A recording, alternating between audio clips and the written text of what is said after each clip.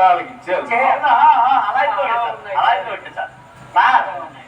అమ్మో ఇంత గట్టి ఈ వాటర్ గురించి మాట్లాడేటప్పుడు నీది చాలా పెద్ద వాట నాన్న. నించో చెప్తాను.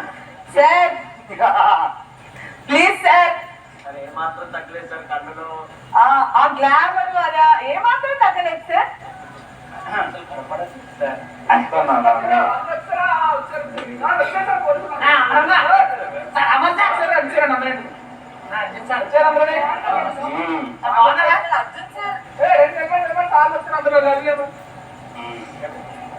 మాట్లాడుకునే వాళ్ళు చెప్పండి సార్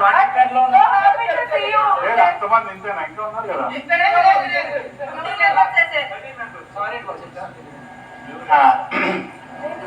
మొత్తం అందరిని పిలిస్తే ఫస్ట్ వాళ్ళకి చెప్పాల్సిన వాళ్ళకి చెప్పేసి ఇక్కడ వార్నింగ్ ఇస్తే వాళ్ళు